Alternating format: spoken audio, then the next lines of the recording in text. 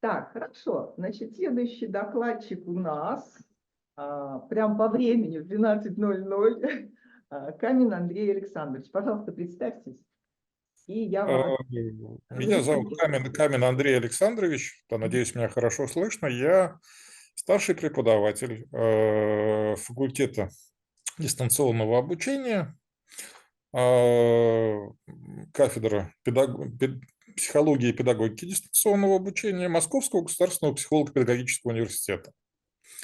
Вот. Ну и тема моего доклада, о чем бы я хотел поговорить сегодня, это как раз про виртуальность, вот, которую мы тут столько времени сейчас обсуждали. Ну, про виртуальность в лемовском ее понимании, про фантоматику Лема, феномен фантазии и творчества. Ну, прежде чем начать писать доклад, я немедленно заботился вопросом, что же там Лем писал про воображение и фантазию, поскольку эти термины часто как синонимы используются. И немедленно нашел у него такую довольно популярную цитату ВКонтакте. «Границы воображения лежат далеко за границами сотворения теории», писал Лем в романе «Фиаско». Но как человек опытный я решил посмотреть контекст. И полностью эта цитата звучит немножко иначе. Границы воображения лежат далеко за границами сотворения теории. Отдельные данные накапливались постепенно, как фрагменты головоломки. Пока им было немного, из них можно было сложить бесчисленное количество мозаик, заполняя разрывы и пустоты безосновательным вымыслом. То есть это вовсе не гимн воображению, а Лем к теме воображения и фантазии относился достаточно критично. Вот. При этом мы довольно часто встречаем у Лема вот эти вот э, фантастические миры, сами термины фантология и фантоматика, да, кстати, я вот посмотрел, фантомология – это 6 глава «Сумма технологий» и, собственно, посвященная фантоматике лемовской. Там очень много сейчас в интернете людей, которые фантомологией называют науку о фантомах, то есть о призраках. Вот лемовское понимание фантомологии окончательно забыто. Вот термин фантоматика, да, он дает ссылки на Лема, но если вы там попробуете вбить в поиск слово фантомология, да, результаты вас печально удивят. Это такие мистические толкования. Но так о чем же писал Лем? Да, еще в 60-м году Лем в воспоминаниях Ионова Тихого пишет о создании полностью компьютерного мира, который состоит из имеющих создания компьютеров, которые он там называет странные ящики, да, которые не подключены с помощью сенсоров к окружающей реальности, а к некому специальному устройству, барабану, которое создает им искусственную среду, чередуя некие впечатления этой искусственной окружающей среды достаточно случайным образом. Ну и мы легко узнаем в этой технологии то, что сейчас в англоязычных источниках стало называться виртуальной реальностью. Ну и вообще термин «виртуальное» в обыденном употреблении сейчас понимается как синоним воображаемого. Ну, ведь это не совсем так, потому что вообще, если говорить о понятии виртуальности, да, или виртуального содержания, это вовсе не некий мнимый и субъективный феномен, точнее, не только мнимый и субъективный. Скорее, это не то, где отсутствует четкое разделение объективного и субъективного, а это там, где эти содержания перетекают друг в друга, оставаясь неразличимыми. Виртуальность, исходя из теоретической традиции, принято описывать вот в оппозициях реальное, идеальное, идеальное, материальное и актуальное, потенциальное. Ну, благодаря вот этому соотношению акта и потенции, да, вот там виртуологи, то есть люди, которые междисциплинарной этой дисциплиной виртуологии занимаются, едва ли там не Аристотеля и Платона приводят в качестве первых таких основателей понятия виртуальности. Но надо сказать, что все-таки, если мы говорим, что фантоматика появляется в 1962 году как термин, да, а фантоматика – это, собственно, вот та технология, которая описана, создание искусственного компьютерного мира, да, с помощью воздействия на органы восприятия. Да, и там, далее Лем говорит о воздействии на органы восприятия не искусственного существа, да, а человека. Вот эта технология, она запатентована в Америке в 1989 году, и Жером Ланье ее запатентовал, который создал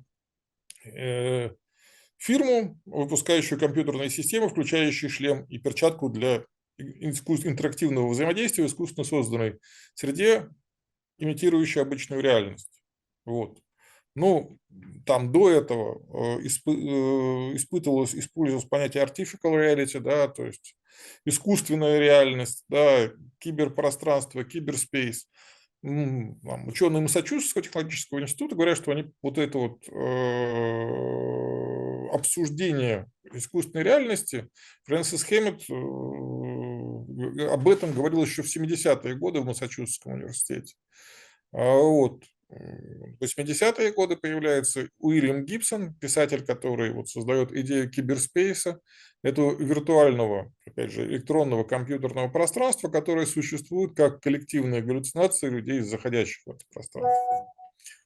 Ну, у нас там, отечественных авторов это Лукьяненко с «Лабиринтом отражений», он довольно точно воспроизводит вот эту самую идею гибсоновского киберспейса, даже делая этот самый акцент именно на галлюцинаторном характере этих переживаний. Ну, это, видимо, тоже медицинское прошлое. Лукьяненко сказывается, он тоже доктор, как Лем, только он психиатр. Вот. Ранние отечественные специалисты до возникновения вот этих терминов, они могли познакомиться с идеями Станислава Лема в его работе «Сумма технологий». 6 глава ее так и называется, фантомология, да, и она начинается с основ фантоматики. Лем рассматривает проблему, как создать действительность, которая для разумных существ, живущих в ней, ничем не отличалась бы от нормальной действительности, но подчинялась бы другим законам. Рассматривая вот эту самую область знаний, Лем и называет фантоматикой, а фантомология – это, собственно, технология, которая вот эту искусственную реальность позволяет создать. Ну и, по его мнению, это такое некое преддверие к настоящей технологии понимания. Однако, если говорить об англоязычном традиции виртуальной реальности, еще в 1938 году Антонин Арто в книге «Театр и его двойник» описывал театр как «la réalité virtualité». В английском переводе как раз это и есть виртуальная реальность. Да? То есть, с одной стороны, мир, где движутся персонажи, предметы и образы, а с другой стороны, мир чисто предположительно иллюзорный. В русском издании книги, ну, это было переведено, кстати, как потенциальная реальность, говоря о глубоком историческом корнях категории виртуальность, которые отсылают к актам познания, понятиям акта и потенции еще у Аристотеля. Вот. Ну, как мы уже говорим, да, о категории виртуальности говорили еще античные философы. Она появляется и в схоластике нового времени, пройдя через всю историю философской мысли. Ну, нельзя тут не вспомнить Фому Аквинского, да, «Сумма теологии», которого, в общем-то, созвучно названию книги Лемовской «Сумма технологий». И Фома Аквинский использует категорию виртуальности для решения вопроса о существовании в человеке иных форм, помимо мыслительной души. Он считал, что в человеке нет никакой субстанциальной формы, кроме одной из мыслительной души, но мыслительная душа человека содержит в себе и чувствующую, и питательную души, существование которых он постулировал у животных, у которых есть чувствующая душа, и питательная, которая есть у растений. То есть виртуально человек содержит в себе все низшие формы духовной жизни. Это на самом деле довольно сильно похоже на вот эти вот самые разговоры про то, что у человека есть некий рептильный мозг. Сразу нет. На самом деле это некий такой паранаучный миф, да. Вот. Но, да, видите, традиция вот этих идей о том, что у нас содержатся какие-то более низкие формы психической деятельности, она оказывается достаточно давней. Ну и надо понимать, что вот в прошлом веке, когда, собственно, в 1989 году виртуальность обрела некую такое материальное представительство наконец-то, в реальном мире эту тему стали рассматривать в рамках междисциплинарной дисциплины виртуологии. Виртуология – это такое единое поле, да, о котором есть 3 проблемных поля исследований. Чтобы вот тут не путаться, давайте разделим. Есть виртуальность, есть виртуальная реальность и есть виртуальные технологии. Вот то, о чем мы говорим, виртуальная реальность, это вот такое второе проблемное поле. То есть вот эти все философские спекуляции, да, про там, Юма и Беркли, да, и сами идеи субъективного идеализма, да, они все-таки это про виртуальность. Да. А вот если говорить про виртуальную реальность, да, где приводится исследование проблем, собственно, виртуальной реальности, они осуществляются историко-философские, теоретико-философские, философско-методологические исследования. Тут надо говорить о том, что, собственно, существует несколько философско-методологических концептуальных подходов, основным предметом изучения в которых является виртуальная реальность в самых разных ее проявлениях. Но надо понимать, что виртуальная реальность, она не только компьютерная. Да. Вот говоря о виртуальной реальности, да, ну, нельзя не вспомнить такого автора, как Рейнвальда, который тоже в 80-е годы много писал его книга так и называлась «Виртуальное сообщество», о сообществах. Его подход так и называется «Виртуально-общественный». Он видит проблему создания вот этих самых виртуальных пространств, потому что у современного человека существует нехватка неформальных публичных пространств реальной жизни. Он, соглашаясь с Эдельбургом в том, что для каждого человека важны три места – дом, работа и общественные места неформальных встреч, пишет, что у современного человека стремительно исчезают вот эти вот традиционные третьи места, где происходят случайные беседы, свободное непринужденное общение, ну, такие как городские площади, там, аптеки, салоны красоты, кафе и из засилья торговых центров, точек быстрого питания, там, доставки. Вот. Это не может не сказаться на характере формирования сообществ. Далее он продолжает. Возможно, киберпространство является одним из неформальных общественных мест, где люди могли бы восстановить те качества сообщества, которые были потеряны, когда магазин превратились в торговые центры. И напротив, киберпространство – это не только источник возрождения сообщества, но, с другой стороны, и симулятор настоящей страсти и подлинной приверженности друг к другу. Ну и можно вспомнить также коммуникативный подход Маклюина. Маклюин рассматривал послание как такое коммуникативное расширение сознания. Ну и он считал, что расширение, в общем-то, он писал о расширениях тела, в виде расширения тела, одежду, например, представляло жилище, да. Это расширения могут происходить не только индивидуально, но и коллективно. Средства коммуникации, как способ расширения сознания индивидуального и коллективного тела, за историю человечества очень сильно изменили мир его. В XIX веке появляется множество различных средств общения, которые технически расширяли границы сознания и тела, добавим. Ну, большинство из них связано с электричеством, о котором мы тут с вами вспоминали, да, но несмотря на одинаковую основу, они по-разному влияют на сознание человека. Для того, чтобы показать особенности современных коммуникаций, Маклюин предлагает разделить их на холодные и горячие. Основным критерием деления выступает определенностью, детализация одного единственного чувства. Горячим называют средство, которое является одно единственное чувство до степени высокой определенности. Высокая определенность – это состояние наполненности данными. И мы видим, как интернет, вот, в общем-то, текстового, да, стремительно превращается в аудиовизуальное поле. То есть общение становится из холодного все более горячим. Вот. Есть теория волн Тофлера, да, и он рассматривает вот информационное сообщество современное как, в общем-то, появление третьей волны и появление компьютера, как становящегося таким же бытовым прибором, как там холодильник или телевизор, да, это то, что с точки зрения качественно изменит общественные отношения по Тофлеру. То есть вот средний человек через 10 лет будет 98 года и 2008 года, да, он сравнивает, да, считает, что он будет выглядеть человек 98 года в 2008 году таким же отсталым, как средневековый крепостной крестьянин сегодня.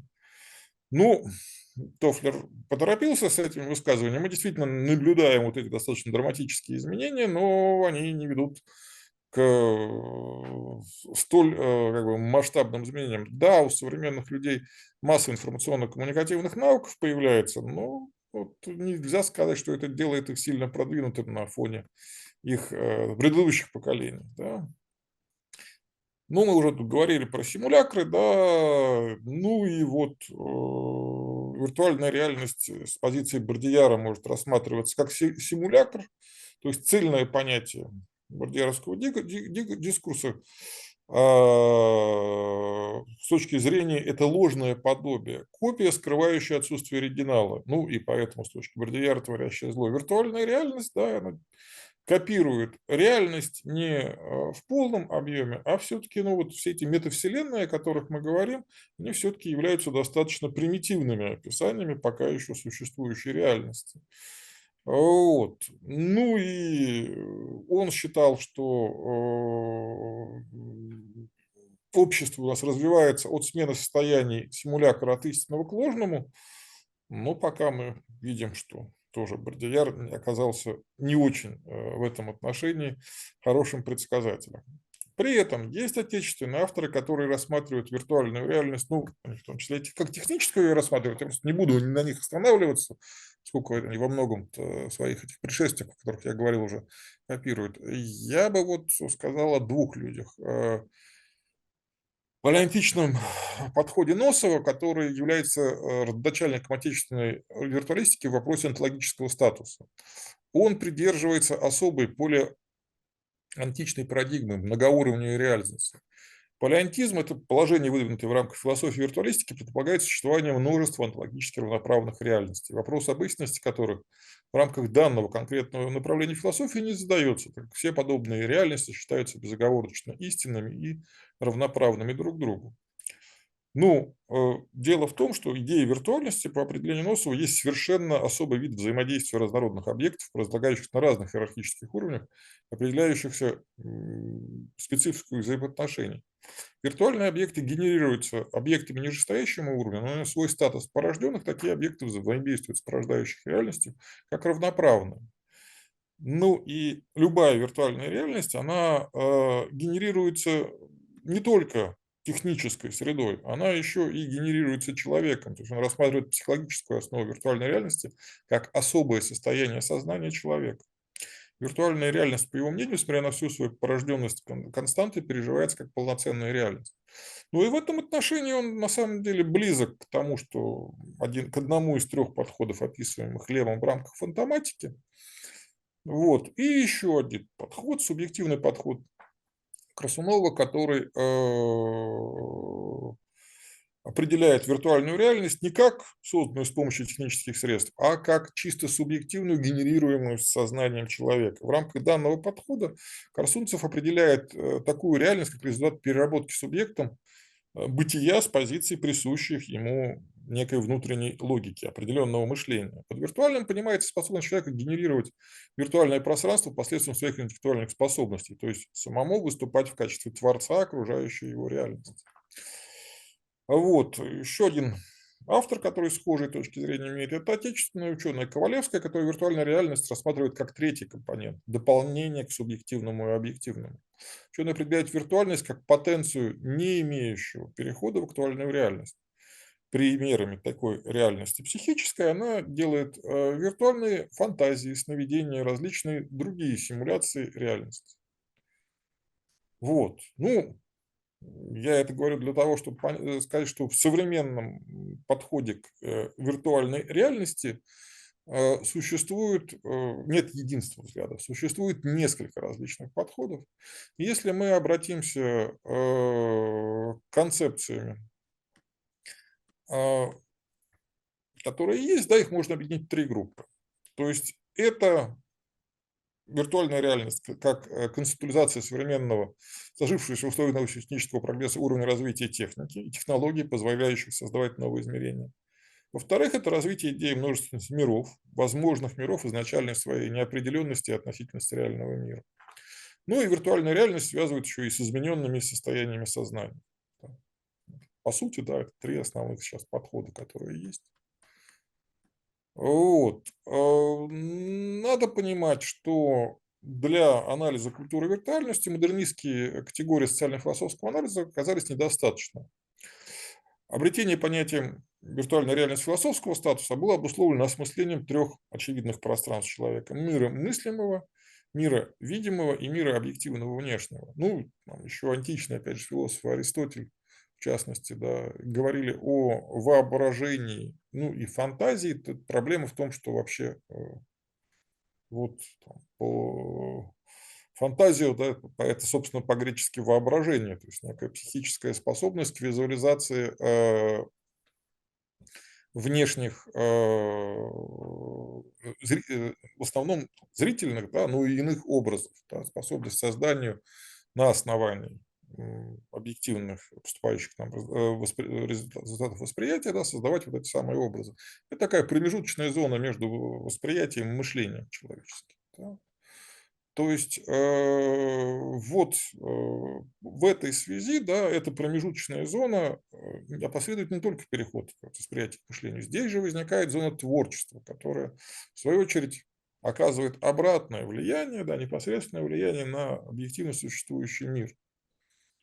Вот. Ну, повторюсь, да, это, как я уже сказал, близко, но не совпадает с идеями субъективного идеализма, да, который в размышлениях Беркли и Дэвида Юма, которые существовали, сомневались в существовании нашего мира и ставили вопрос, существует ли он или является продуктом воображения, и рассматривали барьер чувств как понимание того, что мы воспринимаем окружающее нас через неизбежный фильтр органов наших чувств. Вот, что порождало у них сомнения в возможной их неполноценности, которые Лем на самом деле разделяет как человек образованный, да, он, скорее всего, был знаком с трудами субъективных идеалистов, да, ну и, наверное, да, как там, врачу, возможно, ему были доступны и произведения, которые касались потребления различных психоактивных веществ, а такие были в литературе еще XIX века, там у Куинси, исповедь англичанина, употребляющего опиум, в 20 веке популяризатором этих идей был Хаксли с дверями восприятия. Это, опять же, да, по времени, это 60-е годы прошлого века. Вот. Ну и надо сказать, да, что если обратиться в этой связи не к философии, а к литературе, то в литературе мы видим три основных способа создания виртуальной реальности. Это такая классическая аппаратная реальность, когда герой создает иной, иногда ложный или вторичный мир, проникает туда при помощи неких механических приспособлений. В сущности, все произведения вторичных мирах, сгенерированных компьютерами, относятся к текстам так называемой аппаратной виртуальности. Второй тип – медикаментозная реальность, где герои оказываются в ином внешнем, очень реальном мире, но при помощи специальных там, химических препаратов. Ну, наконец, волевая реальность – это в которой герой умеет переходить из нашего мира в другой, созданный его воображением. Либо он просто подчиняет своим желаниям наш мир, который тогда оказывается не более чем иллюзией, такой с особой разновидностью виртуального пространства. В любом варианте виртуального мира предполагается его податливость и зависимость от воли человека. На самом деле, поэтому не важно, как мы изменяем ложную реальность, приняв ли таблетку, подключив ли программу или просто сконцентрировавшись. Вот. Ну и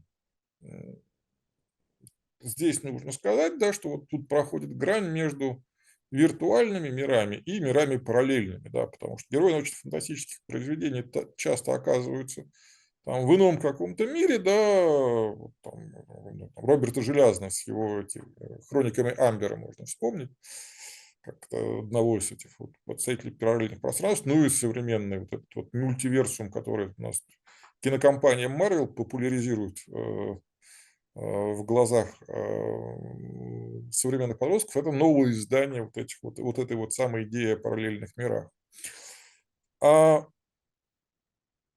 Но, повторюсь, да, Лем описывает в своей работе все три этих подхода. Но при этом в своем творчестве мы видим популяризацию, ну, только двух из них. Точнее, он как автор популяризирует только два из них. Ну, как я уже упоминал, путешествие Иона Тихого «Странные ящики» доктор Корелана вполне себе описывает аппаратную подключение. Ну, и они в сумме технологий он пишет следующее. Проблема, которую он будет рассматривать, заключается в следующем. Как создать действительность, которая для разумных существ, живущих в ней, ничем не отличалась от нормальной действительности, но подчинялась бы другим законам.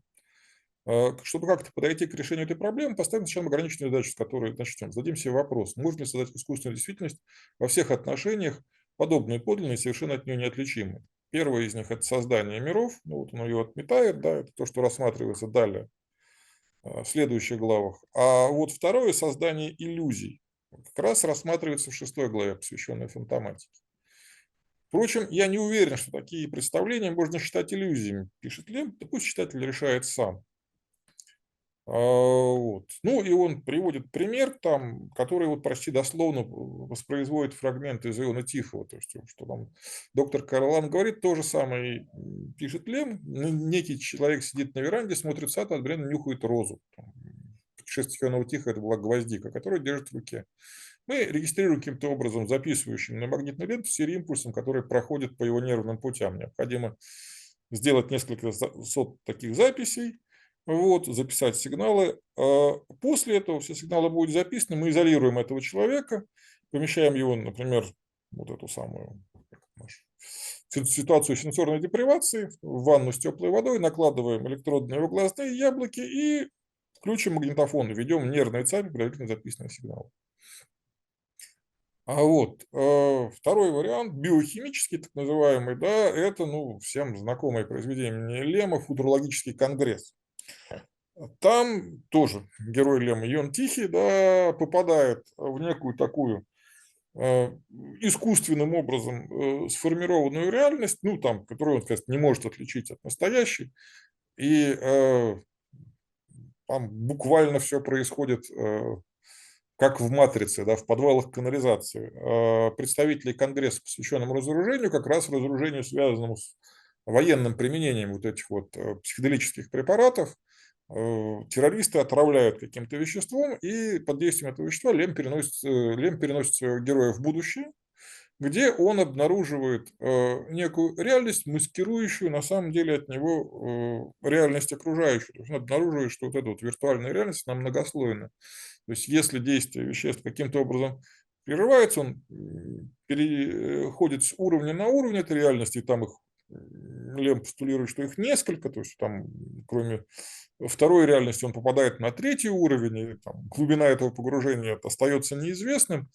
Ну и да, в конечном итоге происходит то, что, о чем Лем писал в фантоматике, герой в конце концов запутывается в этих виртуальных мирах, не понимая, где происходящее является реальным, а где оно является результатом вот этого самого галлюцинирования. Лем в фантоматике описывает и такие воздействия на вводимую в мозг информацию, да, как какие-то особые состояния, связанные с измененными состояниями сознания, состояние экстаза. Но вот эти вот волевые воздействия, да, я вот у Лема не нашел, но в его работе «Фантастика, футурология» мы находим описание романа Филиппа Дика «Убик», Лем с большим уважением относился к действию к Дику, где, собственно, происходит этот процесс с помощью неких таких техномагических воздействий, да, то есть там телепатии и психоактивных веществ, куда же у него без этого всему, в итоге происходит разрушение реальности окружающей главного героя. Но в этой картине вот, там, рассыпающейся на части реальности, Лев видит нечто позитивное, говоря о том, что главный герой сохраняет цельность сознания, то есть он падает на вот оставшемся ему куске реальности, да, вот в абсолютно ясном сознании, что ну, выглядит как некое противостояние безумию, как способа погружения в эту виртуальную реальность. То есть по каким-то причинам, да, Лем, как мы видим, вот третий способ, связанный с фантазией, он избегает. Ну и он этого избегает, да, но, как мы видим, другие авторы нет, и у современных авторов довольно много последователей. Переводчик, кстати, Лем перевел Убика на польский язык, на русский язык его переводил Андрей Лазарчук, довольно известный писатель-фантаст. В произведениях Лазарчука мы частенько видим создание вот этой самой виртуальной реальности волевыми, но порой коллективными усилиями. У него есть целая серия такая, эпопея романов «Опоздавшие к лету», где описываются общества, которые создают коллектив, да, создает некое божество, которое, в свою очередь, немедленно создает новую реальность, по которым, в общем-то, путешествует читатель по этим вновь создаваемым реальностям из одной реальности в другую, что, собственно, привело к тому, что подобный жанр, да, стали описывать как турбореализм. Ну, и два других представителя этого направления, это Столяров и Пелевин, да, тоже в этом отношении отметились, но у Пелевина есть два очень известных произведения. Это «Священная книга оборотня», где впрямую говорится о том, что вот главная героиня, она там оборотень, которая обладает даром внушения, да, в какой-то момент понимает, что она создает окружающую реальность с помощью самовнушения. Да. А второй роман – это «Смотритель», где вот эту самую некую фантастическую, опять же, реальность создают, там их трое: Бенджамин Франклин, император Павел и Франц Месмер. Три человека, да, ну и, по-моему, их в конечном итоге группа становится больше, да, они вот в итоге создают такую реальность, в которую уходят, замаскировав этот уход под события Великой Французской революции. Вот. Ну, при этом надо сказать, что Пелевин не чужд и такой классической технореальности, у него там описано такой так называемый «Миры баночников». Это последнее произведение «Трансгуманизм» и КГБТ, где, вот, собственно, помещенные в банки мозги получают некие искусственные ощущения, да, создающие для них, для каждого из них особую реальность, которой создатель этой реальности, Гильденштерн, является фактически божеством. Вот.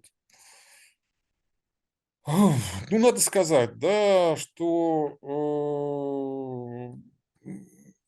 в своем эссе «Проблемы фантомайда» Ленин не ограничился одной главой «Суммы технологий». У нее есть несколько эссе, написанных в конце 90-х, последний 2005 годом датируется, где он предупреждает о проблемах с фантоматикой. Ну вот, в частности, в 1997 году он пишет: «Желаемым пределом рассматриваемой здесь области физиотехнологии, очевидно, является то, что якобы я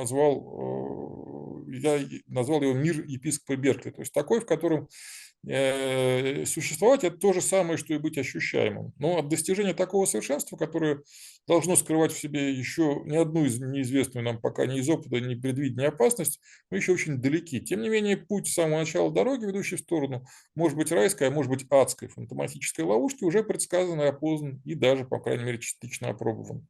Следует для себя осознать, что в нашем, почти повсюду охваченном рынком мире возникает, развивается и становится ценным именно то, что дает хорошо результаты производителю по его расчетам. Именно такой расчет вызвал в мире бурное, даже лавинообразное развитие компьютерных сетей, а одновременно неотделимый от него сопутствующий крупным технологическим инновациям новый тип проступков и даже опасностей, которые не только экономического, не только политического, тоталитарного, но даже военного уровня.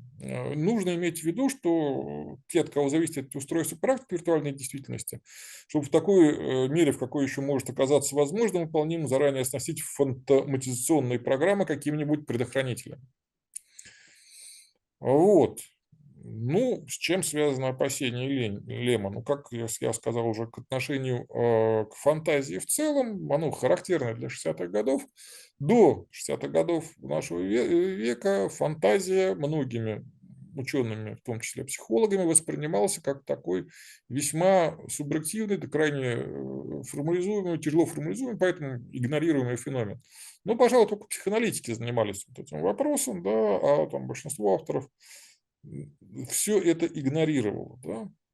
При этом мы наблюдаем после когнитивного поворота, который пошел в 60-х годах, возникновение интереса к Андрей Александрович, пластическому вы сознанию. Да.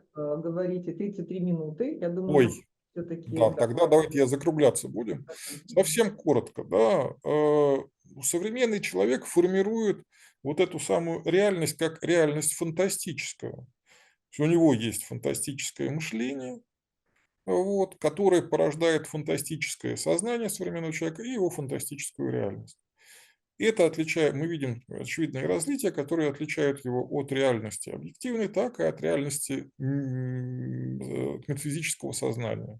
Вот. Ну и при этом это сильно отличается от мифологического мышления, мифологического сознания, которое свойственно более древним этапам. Ну что ж, могу адресовать всех к работе Лема «Фантастика и футурология», которая не утрачивает свою актуальность, и где про вот эти развлечения довольно хорошо написано.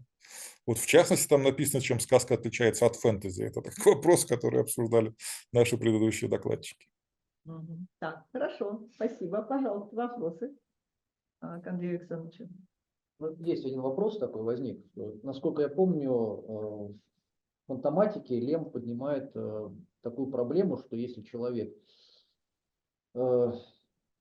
получил вот это вот фантомное погружение в искусственную среду, которая неотличима от реальности, он потом уже будет сомневаться, он уже не сможет дать четкий ответ, вышел ли он из этого в реальность или все еще остается в ней, которая не отличается от настоящей действительности. Вот современная виртуология, она касается этой проблемы каким-нибудь образом? Касается, конечно, но это ровно та проблема, о которой там можно у Красунского или у Ковалевского почитать.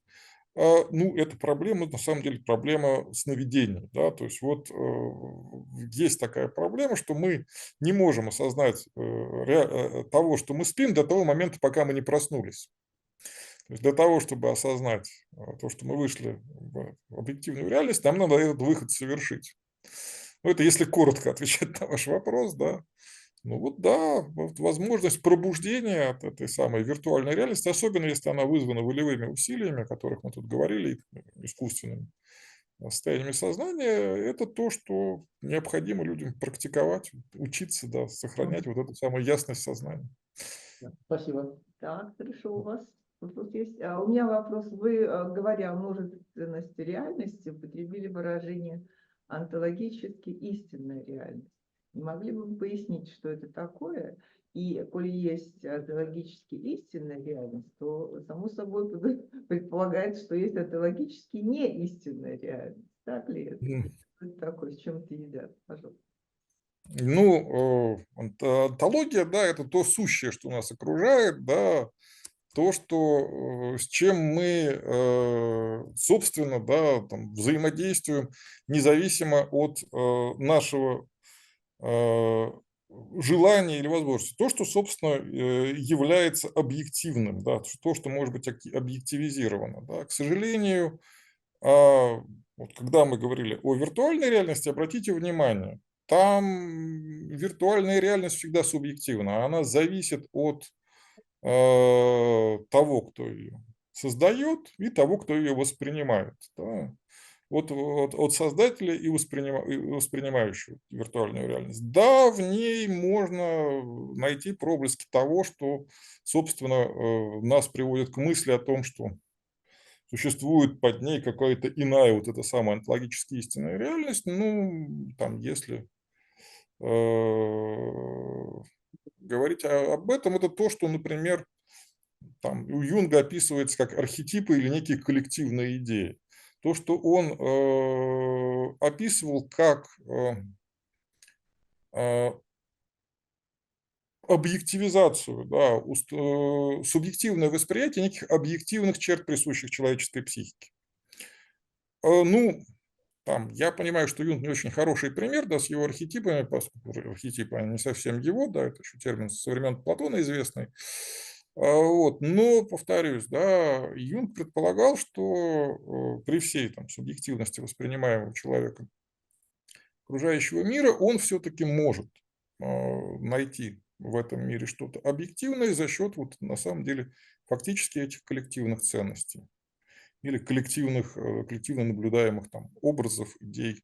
Ну, потому что архетип – это же на самом деле не сам образ, который воспринимает человек, а та форма, которую этот образ заполняет.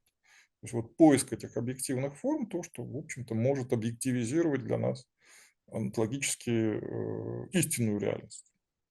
Истинная реальность, да. Тогда Да. получается, ну, антологии, потому что разные бывают. Есть там, скажем, у антологии того же Беркли с этим Югом. Для них она истинная, хотя и не объективная. Ну, они сомневаются в истинности, да. Их онтология предполагает, вот, собственно, как раз такой весьма Ну, сама-то вероятный антология истинная. субъективизм именно вот в силу барьера восприятия, который они постулируют. Это Но даже, понятно. да, но даже сквозь этот барьер восприятия понятно, что все равно объективная эта реальность как-то проникает.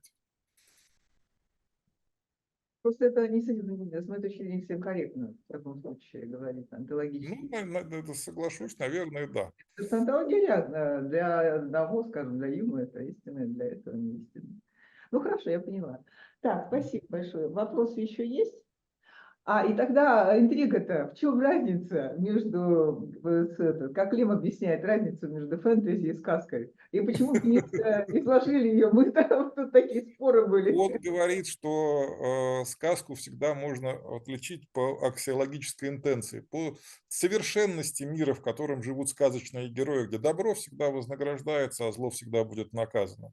В А, фэнтези вы этого не наблюдаете. Там у нас мир фэнтези гораздо ближе к миру реальному. И этот вот контекст наличия сказочных героев, в общем-то, в реальных обстоятельствах и создает, вот этот художественный прием создает фэнтези такую популярность. Ну и повторюсь, да, там создаются миры похожие на сказочные, но не являющиеся сказочными, как раз отображающие в себе реальность. Ну вот как, собственно, мир этот вот Толкина, да, который, ну, фактически преломлял переживания Толкина, связанные с Первой мировой войной. Ну и там вот мир это самого Анджея Сапковского, которого тут объявили далеким от политики. Ну, простите меня, мир Сапковского, это сага о Ведьмаке, там, где она становится там, вот, циклом, она же во многом перерабатывает события Второй мировой войны, о чем сам Сапковский пишет. Это восприятие такое вот поляка, да, тех событий, которые происходят в рамках Второй мировой войны, когда для него нет как бы там очевидных ориентиров, да, что нет такого понятного добра и зла, и все люди, которые приходят там, в его страну, воспринимаются как захватчики, но он, собственно, к Польше достаточно критично относится, описывая, как там, у него там одно из королевств, когда начинается вот нападение этого Нильфгарда, аналога Германии, да, на соседнее государство, немедленно его оккупируют. И он прямо пишет, что это вот аналогия того, что сделала Польша во время, когда поучаствовала в разделе Чехословакии. Так, хорошо, спасибо большое.